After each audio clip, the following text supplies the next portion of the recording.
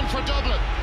Cian O'Sullivan. It's a vivid, clear memory of my first training session. I just loved it. The novelty of being able to pick up the ball and run with it and solo and hop. I love the skills of it. And then I guess as I got more involved with the club, while it wasn't so clear then, it is clear now. The whole community and belonging and togetherness kind of atmosphere you get from a GAA club was something that probably had GAA always at the top of the pile for me. I think it's fair to say everyone has a GAA hero growing up. My dad used to have all the VHSs at home of the Kerry Dublin games from the 70s and 80s. And I remember seeing a player, Kevin Moran, playing. Lovely bit of fielding there by Kevin Moran, and Kevin breaks again. I remember my dad telling me that he went on and played for Manchester United and Ireland in soccer as well, and I was just completely in awe of this guy.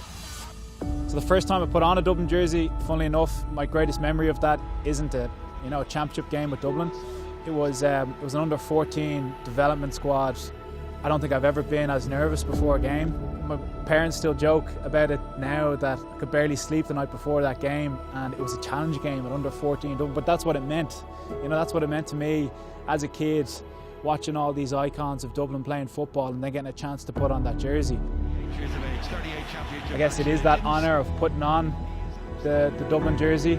It's that competitive drive that you have to play, to win, that competitive drive for the group.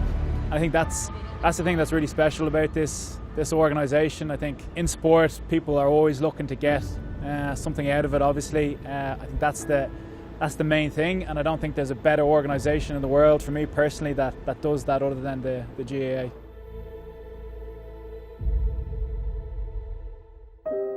Definitely a challenging year. Didn't know whether a championship was coming or going. I guess for me, I had a welcome distraction of baby girl coming along in April. I think football wasn't really too much on my mind at that point anyway. You go from being so close to these guys, you're training with them, every second day. You've got big games coming up on the weekend. That's all stripped away. Football for me, it's a massive part of my life. So not having that for however many months it was definitely a big challenge. In the lead up, you weren't able to train as a collective, so you're trying these new novel ways of training, on Zoom, out in your back garden, doing gym sessions, or going up to the local park and getting a couple of runs in. There was no point sitting at home joining these Zoom sessions for a gym session or whatever it was with your club if you had doubt that the competition was going to go ahead, because then you're not going to get the most out of yourself. Always had this belief that there was going to be a club campaign, there was going to be an inter-county campaign. You had to have that mentality going into it, or else you're only fooling yourself and you're only going to go half-hearted. My teammates in that group is a massive part of my life. It's a massive part of what defines me and has defined me for a number of years. We've got maximum 8-week season now coming up. Can we get to the end of that season, and can we be successful? And that's all that you really think about when you're in the group.